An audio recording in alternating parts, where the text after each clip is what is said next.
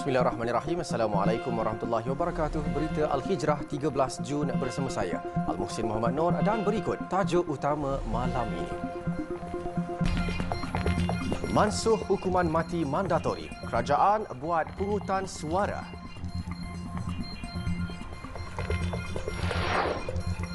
Juga khianat tanah perkuburan. Lelaki ditahan polis.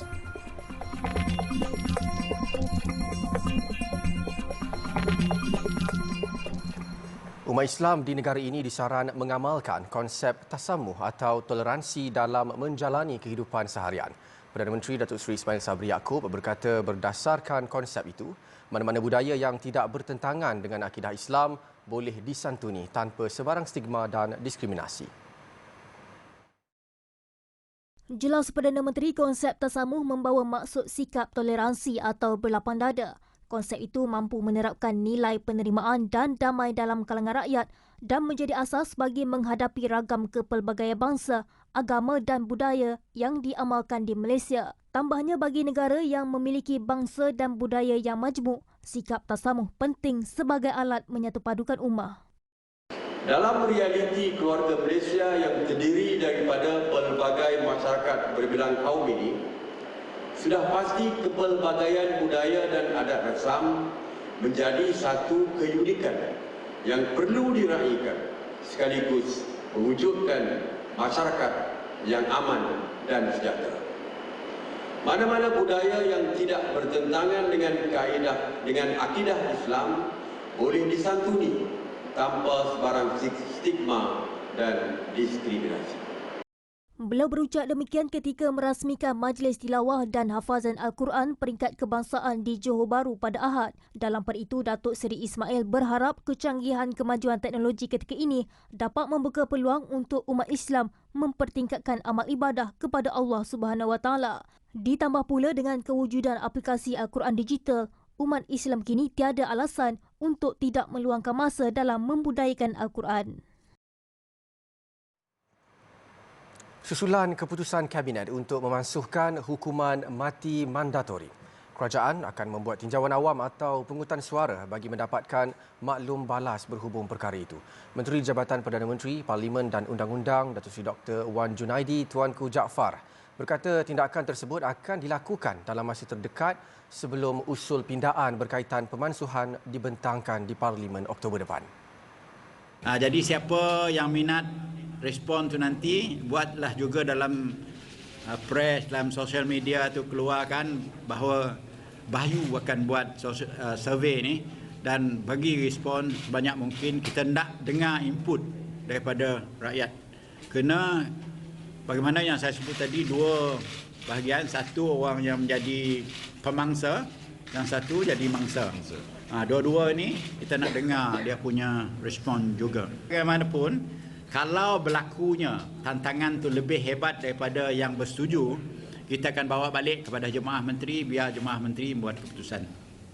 Jelasnya, beliau yakin Jabatan Peguam Negara sudah cukup bersedia untuk pembentangan bacaan pertama Oktober depan dan yakin tiada halangan di Dewan Rakyat serta Dewan Negara Disember nanti. Sekiranya berjalan lancar, undang-undang berkenaan dapat dimansuhkan sepenuhnya pada Januari 2023. Beliau berkata demikian dalam sidang media khas berhubung pemansuhan hukuman mati mandatori di Putrajaya pagi tadi. Dalam pada itu, moratorium pelaksanaan hukuman mati masih dikekalkan terhadap 1,342 panduan akhir sehingga tindakan susulan berkaitan pemansuhan termasuk pindaan akta-akta berkaitan dilaksanakan.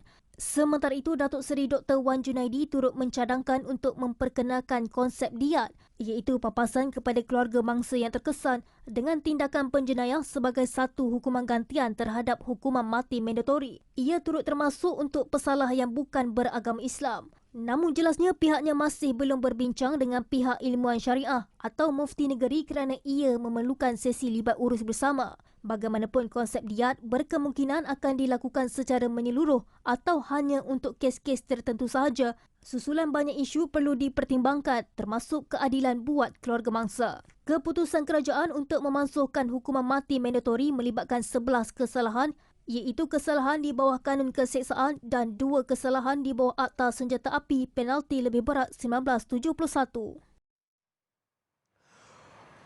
Polis menumpaskan sindiket penyeludupan dan pengedaran ganja dari selatan Thailand selepas merampas 840 kilogram ganja bernilai 2.12 juta ringgit dalam 2 serbuan di Pulau Pinang. Dalam serbuan itu, 8 individu termasuk 2 rakyat Thailand yang dipercayai terlibat dengan aktiviti itu ditahan.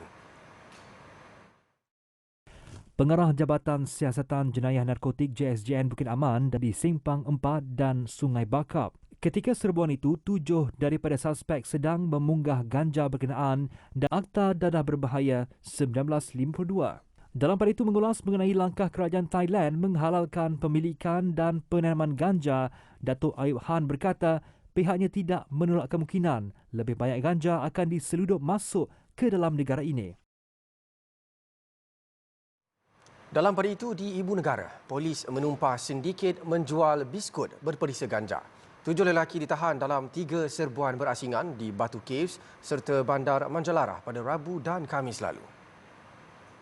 Dalam serbuan pertama di sebuah kawasan kondominium di Bandar Manjalara, Kepung, polis menahan suspek berusia 21 tahun dan menemui 1 paket dadah metafetamin seberat 13 gram di dalam poket suspek.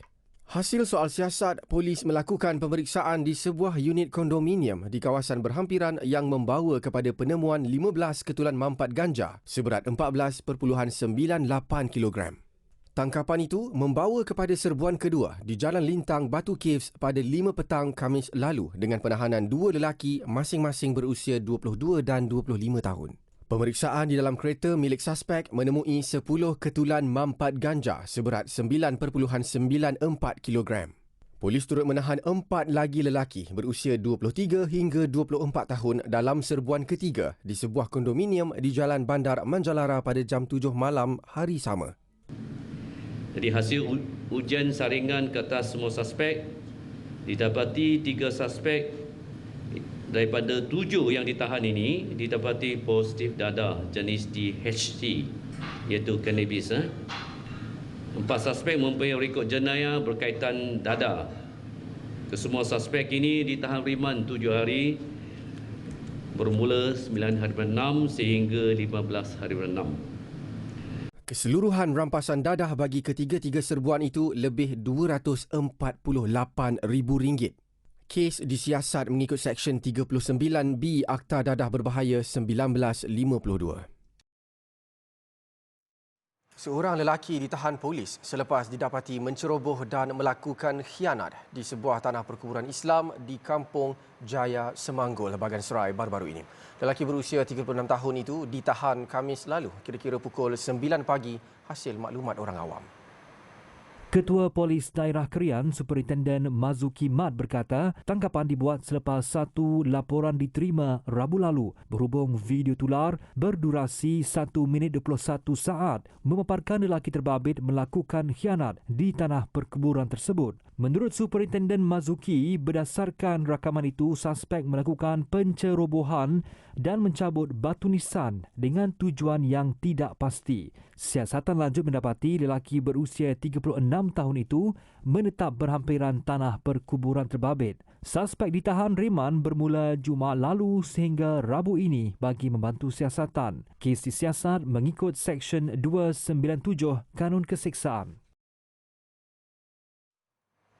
Yuran murah atau lokasi yang dekat dengan rumah dilihat antara faktor mengapa masih ada ibu bapa yang menghantar anak mereka ke pusat asuhan kanak-kanak tidak berdaftar. Presiden Majlis Pengasuhan dan Penyelidikan Awal Kanak-kanak Malaysia, Profesor Datin Dr. Mariani Mat Noor berpandangan bagi mengelak perkara yang tidak diingini berlaku, perlu ada penyelesaian menang-menang bagi memudahkan pendaftaran pusat berkenaan. Memang usaha telah banyak dilakukan untuk memastikan semua taska beroperasi itu berdaftar di bawah Jabatan Kebajikan Masyarakat. Bagaimanapun dalam keadaan ekonomi sekarang ini dan dalam keadaan pelbagai peringkat rumah tangga ataupun pelbagai peringkat pendapatan, kita ada B40, kita ada T20 dan sebagainya. Jadi mereka ini adalah masyarakat yang memang memerlukan memudahkan penjagaan pengasuhan anak-anak itu. Jadi dengan harga kos yang rendah itu, itulah yang mereka mampu. Jadi mereka memang menghantar ke situ.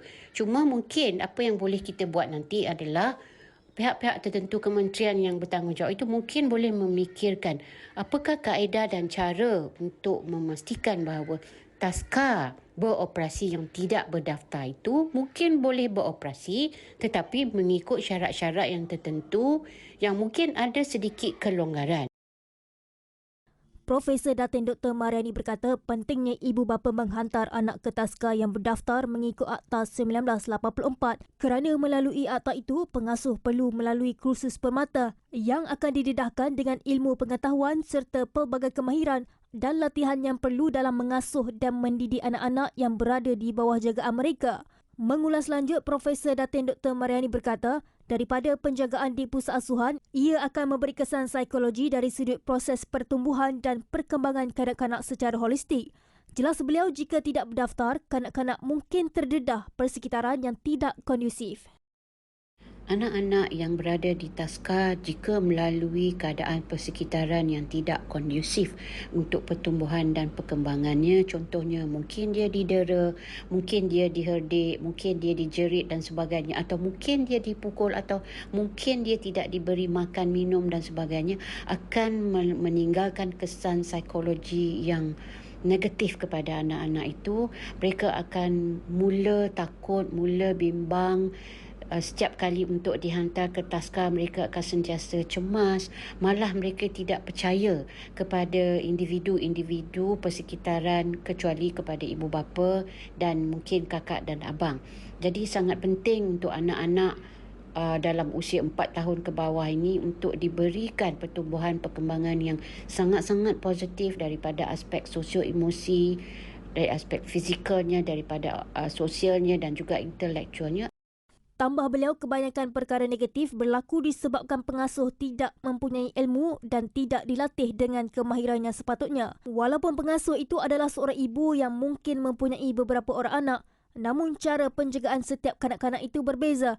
Dan untuk itu, seorang pengasuh perlu mempunyai ilmu psikologi, terutama untuk kanak-kanak berumur di bawah 4 tahun. Sementara itu, ibu bapa yang ditemui mempunyai pandangan masing-masing. Walaupun kebanyakannya lebih memilih pusat penjagaan yang berdaftar kerana keselamatan anak lebih terjamin. Namun ada juga yang terpaksa menghantar anak mereka ke pusat jagaan tidak berdaftar kerana tiada pilihan. Pada umumnya kita tahu kalau berdaftar tu ia lebih dijamin. Sebab daripada segi keselamatan ataupun daripada segi prosedur dan juga mungkin yang berdaftar ni akan ada daripada orang-orang yang berpengalaman ataupun dia telah dilatih untuk menjaga anak-anak kita. Yang tidak berdaftar ni kita bimbang ianya lebih kepada mengejar pendapatan individu itu. Walaupun terpaksa membayar yuran yang lebih mahal berbanding pusat jagaan tidak berdaftar, sekurang-kurangnya mereka tidak perlu risau tentang keadaan anak mereka. Dari segi bayaran pun kita survey jugalah yang berpatutan kan, tak nak yang mahal sangat, tak nak yang yang tak mampu kan. Kalau berdaftar ni memang mahal, tapi kami nak jaminan kan. Contohnya kalau berdaftar ni kita tahu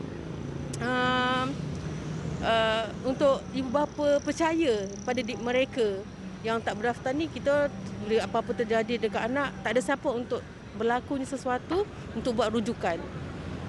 Ada juga yang lebih selesa menghantar anaknya ke pusat jagaan yang tidak berdaftar kerana lokasi dan harga yuran yang tidak mahal. Sebab saya pilih yang tak berdaftar sebab dekat dengan area rumah. Lagipun kalau yang berdaftar ni macam jauh, kawasan jauh, kena pergi dekat macam pusat macam taska macam tu kan yang berdaftar. Lagipun bayaran pun mahal kalau yang berdaftar. Sebab kalau yang tak berdaftar ni macam jiran macam lah, tolong jaga anak. Macam tu je lah. Tabung Haji wujudkan pusat rawat dan rehat.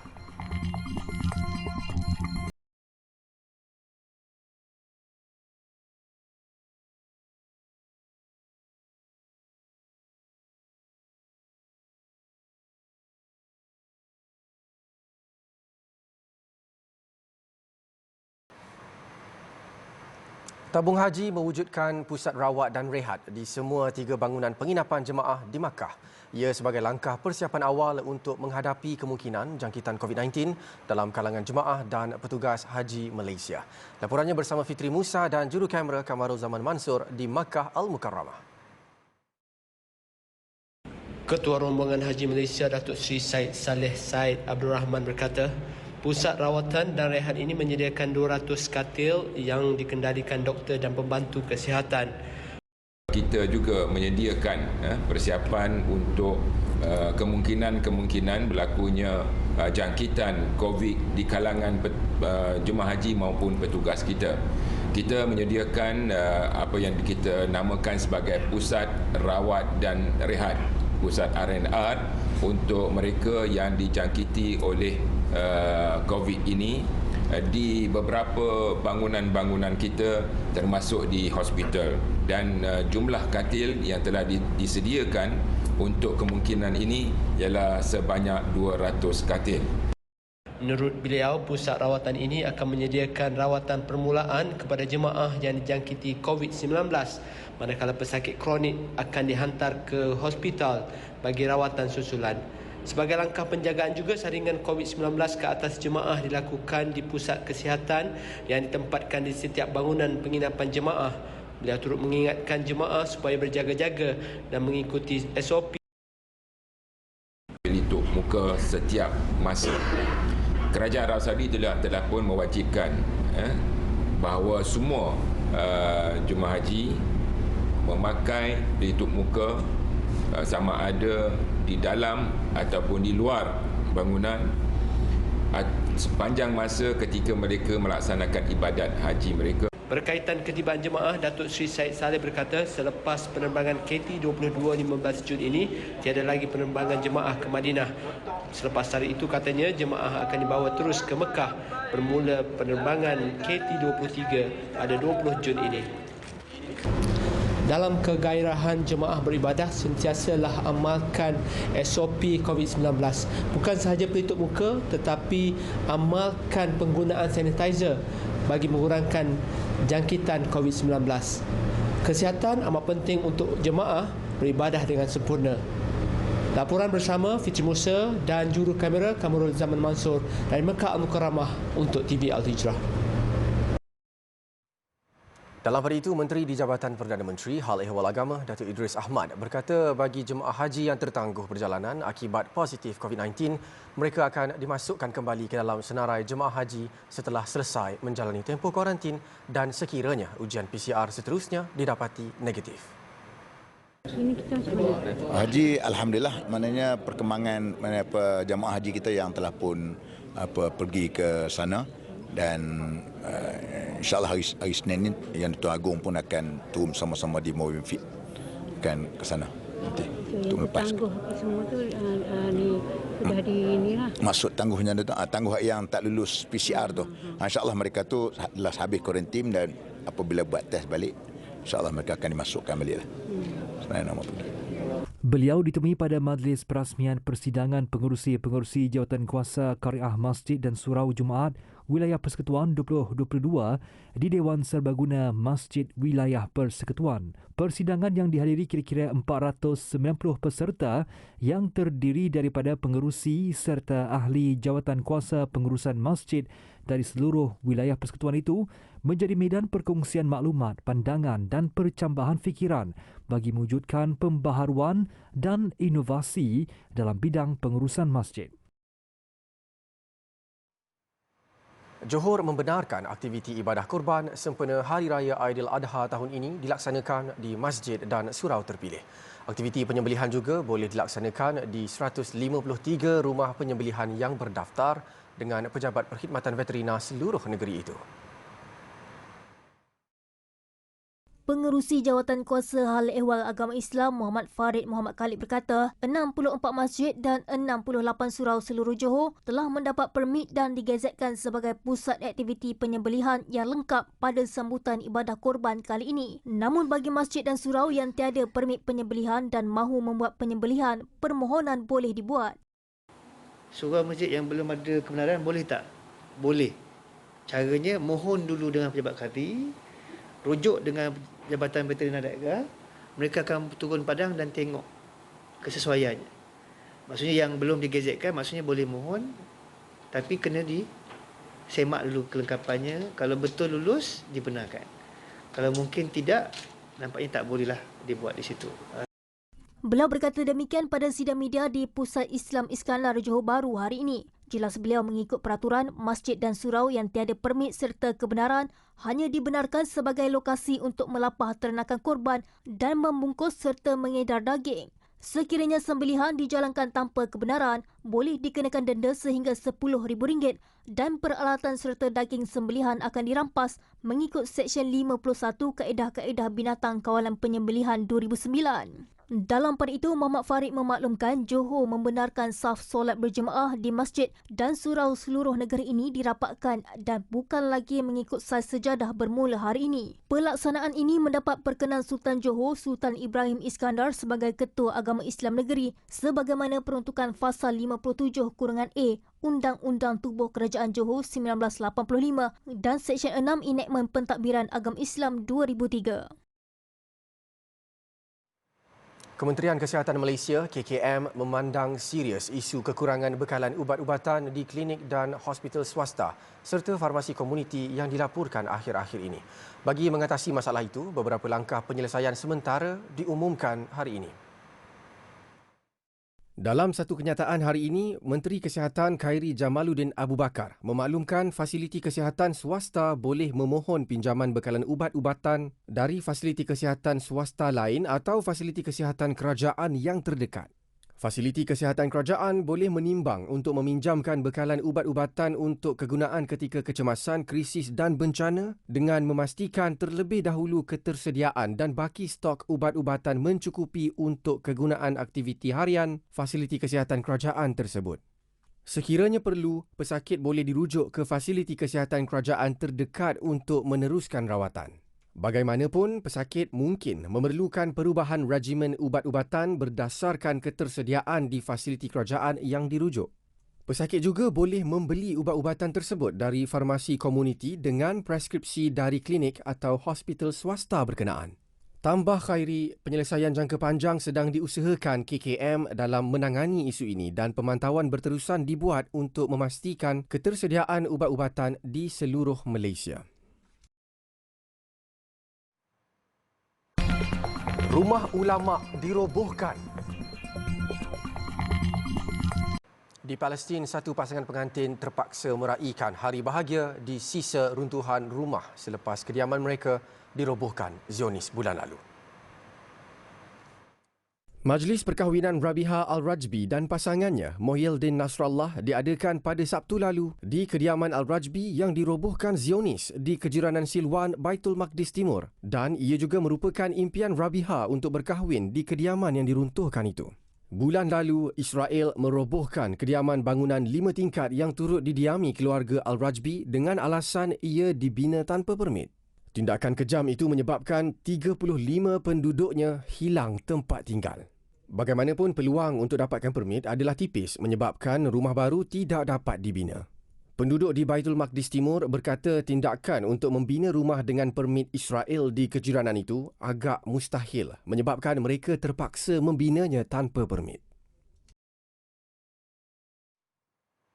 Sementara itu, di India, pihak berkuasanya merobohkan beberapa rumah milik ulama dan aktivis Islam yang terlibat dalam demonstrasi bantahan menghina Nabi Muhammad SAW. Ketua Menteri Uttar Pradesh, Yogi Adityanath, telah mengarahkan kerja-kerja meroboh berkenaan. Sebelum itu, pemilik tanah diberitahu supaya kediaman mereka perlu dikosongkan sebelum ia diruntuhkan. Salah satu rumah yang diranapkan adalah milik ahli politik Javed Ahmed Khan dan anak perempuannya Afrin Fatima yang merupakan aktivis hak asasi manusia Islam. Beberapa gambar yang menunjukkan rumah mereka dirobohkan dengan jentolak turut tersebar hingga menimbulkan kemarahan komuniti Islam di sana. Minggu lalu, ratusan umat Islam berhimpun di jalanan termasuk di New Delhi sebagai bantahan terhadap dua anggota parti Bharatiya Janata (BJP), Nupur Sharma dan Navin Jindal, iaitu parti pemerintah Narendra Modi yang menghina Nabi Muhammad SAW. Sekian berita Al-Hijrah. Ikuti kami di Facebook, Instagram, Twitter, YouTube dan TikTok serta layari alhijrahnews.com untuk pelbagai berita pilihan dan eksklusif. Saya Al-Muhsin Muhammad Nur. Assalamualaikum warahmatullahi wabarakatuh dan selamat malam.